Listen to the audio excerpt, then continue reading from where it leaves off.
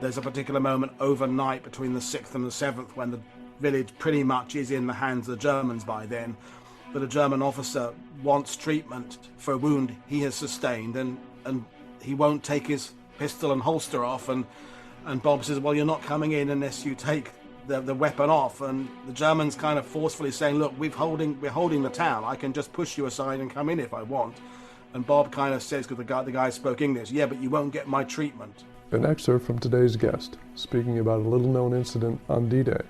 We'll discuss the book Angels of Mercy with author Paul Woodadge of World War II TV right after this break.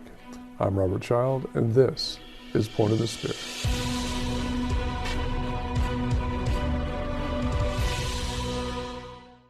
Next time you're on YouTube, check out our Point of the Spear YouTube channel. We've got bonus video material from the podcast, plus tons of military history videos, including full-length documentaries. It's a great way to spend some time, and don't forget to subscribe while you're there, and click the bell icon so you'll be notified of all the great weekly videos we're uploading. Welcome back. Today's guest is an author, filmmaker, and battlefield guide. He launched the popular YouTube channel in 2019 called World War II TV, where he interviews esteemed historians live from around the world 5 days a week. His World War II book is called Angels of Mercy, about two medics from the 101st Airborne. And author Paul Woodadge joins us now. Paul, welcome to the show. Hello, it's good to be back. Absolutely, welcome back. This looks like an excellent book. How did you learn about this story? Well, I've been running a guiding company, Battlefield Tours in Normandy, for 20 odd years, and back in the early 2000s, essentially we were looking for a stop to include after Utah Beach on the way to Pointe du Hoc, and this coincided with when the village of Angerville-au-Plain that I wrote about began to start acknowledging this history it had with a memorial and a stained glass window. And we got to know the mayor, me and my staff, my guides, and we realized that it was a really good little human story to add in between kind of massive great invasions. It's a human interest story, and we decided to incorporate it. And then from that evolved the idea of putting it into a book form, basically. Set the stage of the action around this church and this little town. It was sort of in between, you know, the points of a lot of action. What happened to this town? Well, you said it yourself. It's in between things. Drop Zone D is the drop zone that it sits beside, which is known by the French as the drop zone of murder, or the drop zone death, la zone maudite in the French, which means the cursed zone.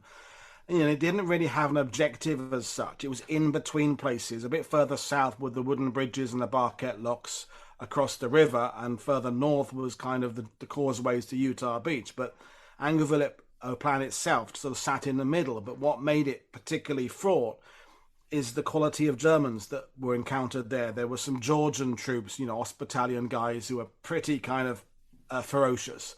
And then later on, Fallschirmjäger, 6th Fallschirmjäger Regiment guys who were pretty tenacious and good soldiers. So compared to some of the troops, other airborne units engaged on D-Day of kind of the coastal defending type people, those that were defending Angerville were a little bit more of a problem. And it's not like either side needed the location. It just became an arena for conflict. So running battles, they say the square around the church changed hands 7, maybe 9 times on D-Day. In fact, I think it didn't so much as change hands as not really be in anybody's hands. It was just a continuous battle back and forth. And in the middle of this fierce fighting was the need to look after the wounded. And that's where the church came in with 2 medics who were looking for somewhere to treat the wounded that were piling up in this fraught environment. These 2 medics from the 101st, Ken Moore and Bob Wright, did you have a chance to meet them and speak with them in the course of writing your book? Bob Wright, a lot, yeah. Spoke to him, met him, spent a lot of time with him in Normandy. Kenneth Moore, it was emails, occasional telephone calls, and then later on emails via his neighbor when he was starting to have computer problems. So I never actually met Ken face to face, but we got to know each other via the internet and emails. But Bob I knew quite well. And that was one of the things that spurred me on to do the book, is that the two men who were central to it were still alive and still very with it. There were French people from the village who remembered it still around, and there were other 101st Airborne paratroopers who'd been in the area who also could add things. And I thought, you can't do a book like this 10 years later because they'll all be gone. And we are at the position now where they are all gone. Everybody who was any part of this story has gone now. So it was a bit of a race against time. And that was a situation lots of authors were in sort of 20 years ago, is the veterans were in their 80s and rapidly reaching the old age. So get those stories down. So I wanted to get all of the elements, the American side, the French side, together in one place. Now, these two men, did they sort of set up this hospital in the church on their own initiative, or what were the circumstances where they decided to do this? I mean, the simple answer is yes, although there is a officer who's attached to the 2nd Battalion 501st under Colonel Ballard, Ed Allworth, who was also sent to go and find somewhere to look after wounded. And you could suggest that he had the idea of setting it up, but probably by the time he arrived at the church, Bob and Ken had set it up of their own initiative. So there was an officer involved in the process, because Colonel Ballard recognized there was a need to find somewhere to treat the wounded. But essentially, yes, Bob and Ken chose the church itself. And the reason they chose the church is it was on a crossroads and it was right located to near where the wounded were coming in from. And with its wooden pews and big stone walls, it seemed a fairly logical place to start dragging in the guys that needed treatment. The unusual circumstance connected with this church is the two men also treated Germans that came in who were wounded. Speak a little bit about that. Well, I mean, it's unusual in the sense we don't talk about it, but it is usual in the sense that was the oath. Although these are medics, they're not doctors. They haven't taken the proper oath of a professional. But the idea is that you operate triage. You treat those people in need of attention first. And if the most wounded person that comes in happens to be German, you would treat the German alongside the American or alongside the French person. So quite a lot is made about that aspect, but actually it is kind of normal practice. But yes, they fiercely stuck to that. What is more unusual is the fact they didn't allow weapons inside the church. Bob Wright particularly, once he'd pinned a little red cross to the door that he was carrying with him, this little flag, he decided that's it. No weapons inside. He said the inside of the church is concerned with the dying and the wounded. The outside of the church is where the fighting is being done. So he had that rule there. So that got him into more trouble.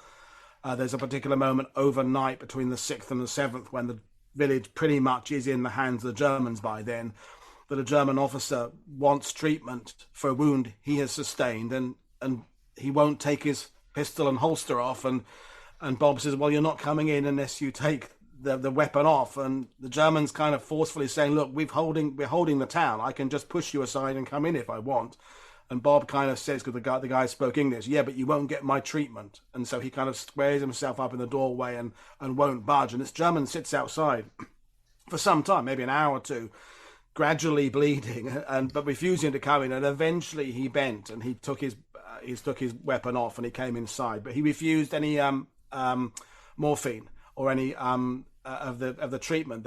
Bob feels the German was under the feeling that that they thought that he was going to be kind of drugged or something, would give away secrets of the war or something. So he refused any medication, sulfur powder, anything, nothing, just bandages. But that to me was what set apart Bob and Ken, is their ethic to keep the church away from the combat.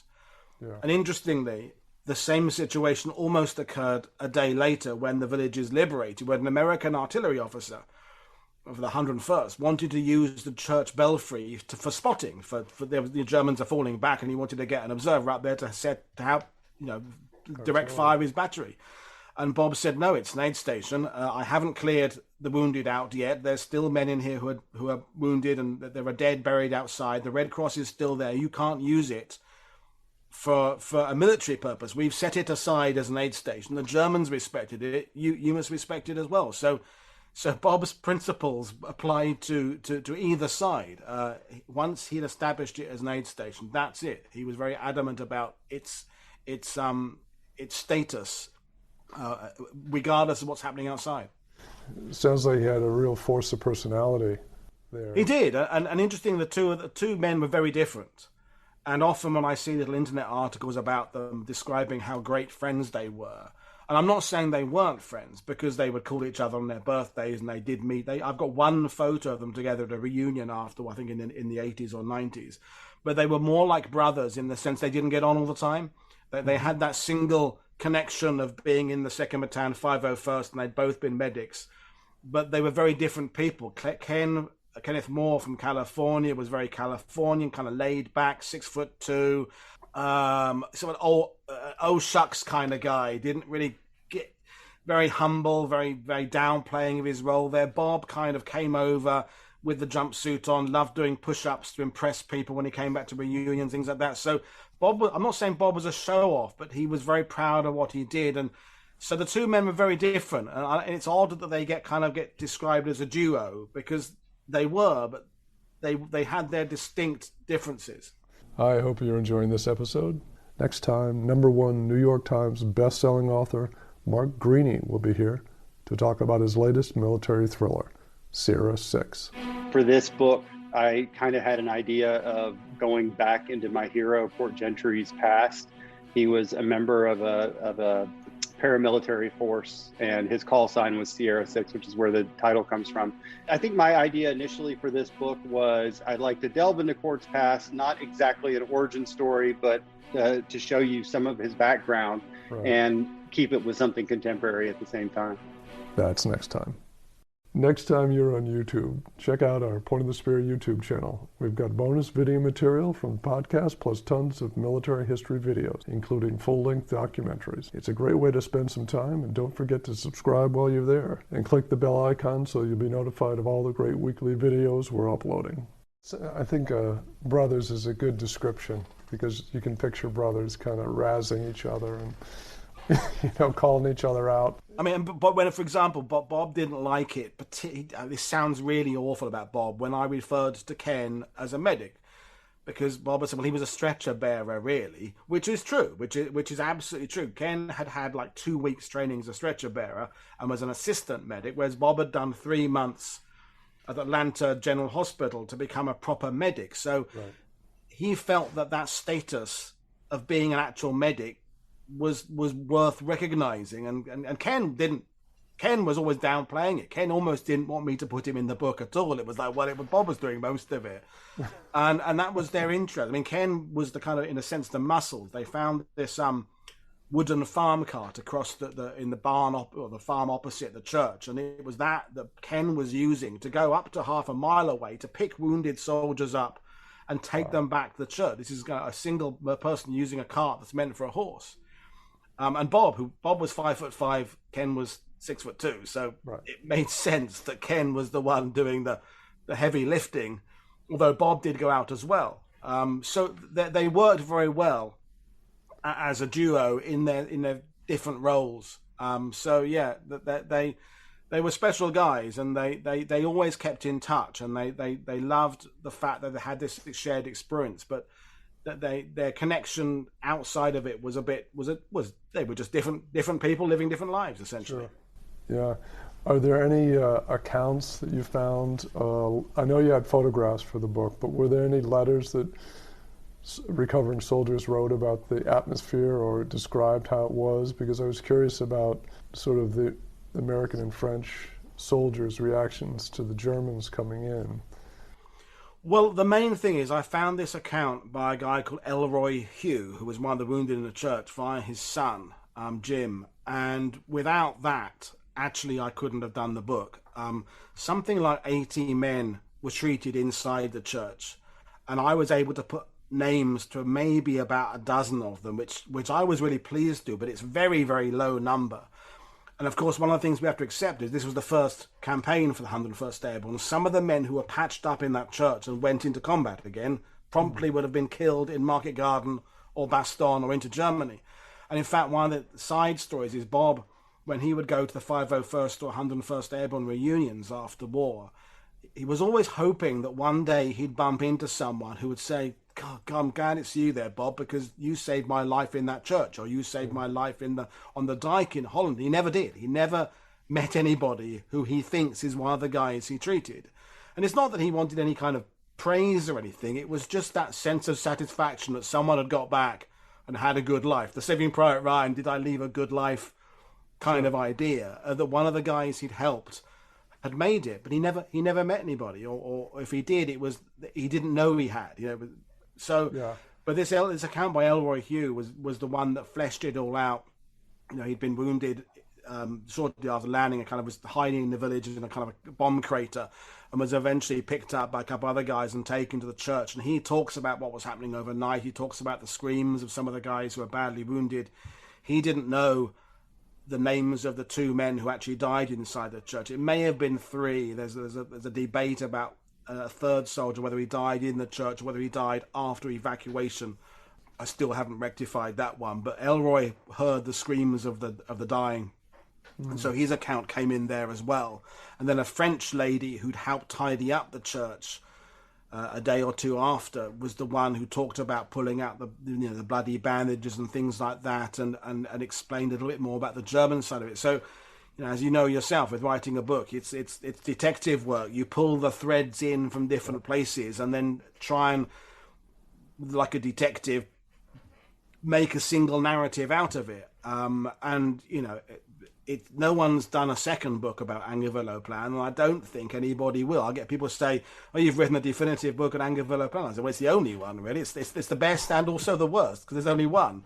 But now to go and do something again, how would you do it? The participants are dead. I don't think there's any archives available that I didn't already find. Yeah. So I was grateful that I had these few accounts, and I used Facebook. I used social media and just tracked down people who were in the 2nd Battalion 501st and tried to make contact. And, was your uncle, was your grandfather wounded? And I managed to get enough to pull together. So I was very pleased.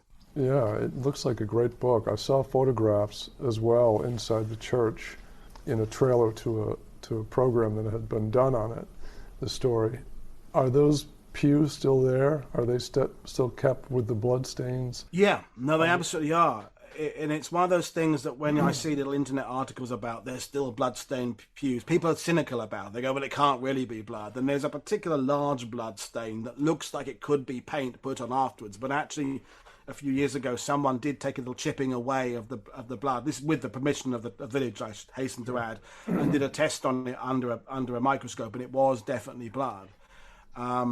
And it had seeped in there, and there's another couple of patches on the floor there that definitely are. I mean, the French lady had actually tried to clean up the church and had managed most of it okay, but I guess, how much spare material, how many cloths how many buckets of water did you take in there, and thankfully she missed a few bits. When I'm taking a tour group in there, and sometimes if it's towards the end of a day and they're getting a bit tired, they instinctively sit down on the pews, and then I have to say, actually, when I get to the blood side, I say to my guys, you're sitting on one of them. They kind of feel they're shocked. Like, I know, I like that in a way, and so do the village. They like people to come and connect with it. Run your hand across the wood there. See that blood stain, touch it, sit on it, because it connects people with the history. Because when you're reading a book, everything is distant. Everything is via a separation of the word coming through to you. If you're in that church and you see bloodstains, I've seen it with groups or time and time again, when seeing that bloodstain or bullet holes, in other places is what makes it real. Yeah. And yes, and there's an impact on one of the stones, the flagstones inside the church, where a mortar shell came through the roof during the fighting that didn't detonate. You can literally see where it hit the ground and it crazed it, and it went. And Ken saw this thing land, and it probably would have been an 81mm mortar. That was the size of the German battery nearby. And if that goes off, it's game over for the people inside the church, because it would have been, compact environment. And it didn't go off. And Ken or Bob, I don't know determined which one it was, picked it up and threw it out the window, and it didn't detonate. And when you see that flagstone there with the crazing in it, and you look up, and I should point out, the hole is still in the roof, in the plaster. You can see where it came in and see where it didn't go off. Yeah. And as yourself as a writer, when you're putting that when you're putting that together, and you can put the photos in of where the bullet came, the mortar bomb came in, it creates that validation of what you're writing. It reminds me of going to Gettysburg, and I don't know if you've ever been there, but I have. You go through the town and you can see where the cannonballs hit some of the sides of the houses and the bullet holes, and they leave them there. They don't patch them up because they believe it's history, and I do too. No, absolutely. And, living in Normandy as I do, I mean, I'm grateful that so much of the battlefields are pretty much as they were. Obviously, there are improvements. Roads have to be built, schools have to be redone, and things, and we lose a little bit here and there. And I'm very grateful that the French are able to prosper. And I don't ever say, hang on, the French should keep everything exactly like it was. That's not what World War II was fought for. World War II was fought to give the people of Normandy the right to expand, and they are very, very good at memorializing the events of World War II. But sometimes, if they need to get employment, a business has to be built, and it might encroach onto a battlefield, because the reality about France is that every inch of it was a battlefield at some point. So you can say, well, we'll keep this bit as a preserved battlefield, but what about over the fence there? Someone died there as well.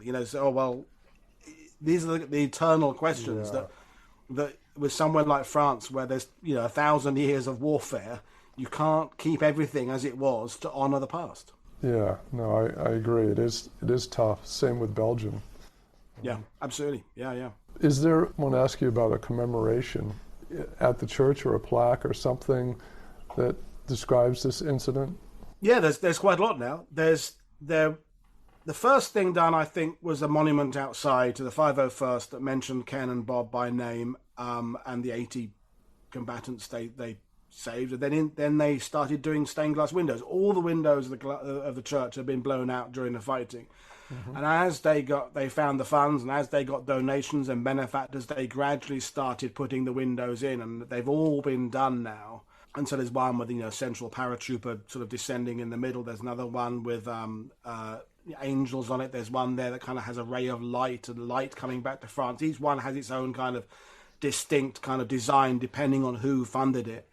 And there's an information board outside that I wrote the text for, that they're actually replacing this year because it's got damage in the sun. So it's interesting that it has now become a place. And my little tour company and a couple other tour guides, we were going there when no one else was going there, and now everybody goes there now. Or obviously not in a COVID normal year, which is quite good. It's lovely to think that people are going there now, but also I kind of look back to the days when it was just a few of us going there, and it was like a special place, like a secret.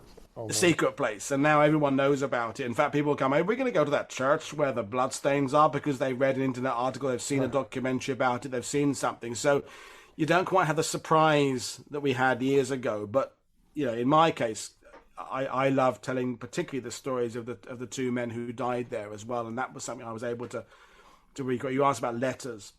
Yeah. Both of the men who died, or the two that I know died, Charlie Johnson and Henry Ostrovsky, both of them I was able to get communications via their family. So Charlie was writing home to his mum, and he was a 19-year-old, good-looking, kind of looked like a young Leonardo DiCaprio, was just loving having all the girls pay attention to him in England, and loving the different food he was eating. And it was all a big adventure to him, and that comes across in his letters. And Henry Ostrovsky was one of twins, and his relatives actually had been massacred in the Katyn massacre in 1941 in Russia, those back in Eastern Europe.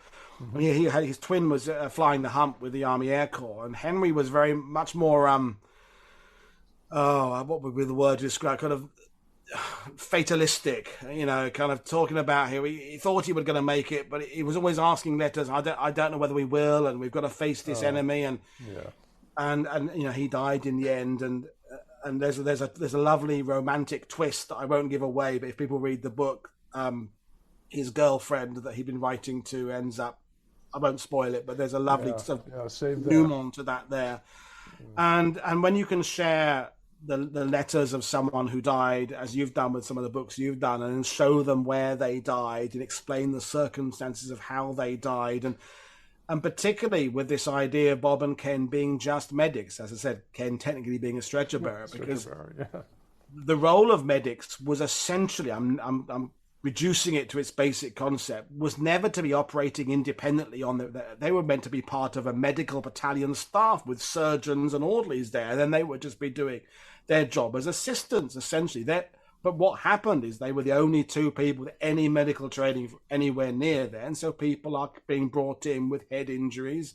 In the case of Henry Ostrowski, most of his face had been taken off by a mortar shell. Charlie Johnson had been hit repeatedly and bullet wounds, and this is beyond what these guys, A, are trained to do, B, have the equipment to deal with, and this is going on. And indeed, one of the key things about the story is that Bob recognized that these two men weren't going to make it and couldn't give them, or decided to not give them morphine, because morphine had to be for the living. Oh. And he put them in a side room behind the altar because he didn't want them, the men who were going to survive, watch men die amongst them in the pews. He separated them so they would die away from the others. And he would explain to me how heartbreaking that decision was, and how as he would hear them scream, in fact, it was Henry who would scream, I think, and Charlie was kind of quiet, but he would hear them scream. He'd kind of walk across the church towards the doorway with a syringe of morphine, thinking I could go and take that guy's pain away, but then look at the men behind him who were going to survive, who would need morphine later on, and decided that it had to be used for the men who were going to live. And I should point out, Bob was 20 and Ken was 19, and they really shouldn't have been in a position where they are making these decisions. No. You know, if you or I are injured in some horrific car accident, we are taken to some environment where there's professionals at all levels who have dealt with this before, who fall into a set of procedures. They've got the equipment they need, they've got the materials they need, they've got the but this is two men without that and without that ability, and that's, to me, what will always, even though I did the bulk of the writing, you know, over 15 years ago, will always be personal to me, is just what these two guys had to do to try and save lives. The book is called Angels of Mercy, and it's available at the link in the episode description. And Paul, thank you so much for coming on. This was a great discussion. Well, again, thank you for having me. I've enjoyed it. It's as you can tell, I like telling this story, and it's very close to me, and it's even more sad now, as we said, that the fact that all the participants have now long since gone now. And in fact, I just had an email from one of the Ostrowski family a couple of days ago wishing me Happy New Year. So I've still got the connections with some of the people I wrote about, which is lovely. That's important too. Absolutely. Yeah, and to see the fact that each year they have a ceremony now, and it's got bigger and bigger and bigger as the story has got better known, is very touching and very, very poignant as well. That's it for this episode. Thanks again for joining me. Next time, #1 New York Times best-selling author Mark Greaney will be here to talk about his latest military thriller, Sierra 6. For this book, I kind of had an idea of going back into my hero, Port Gentry's past. He was a member of a paramilitary force, and his call sign was Sierra 6, which is where the title comes from.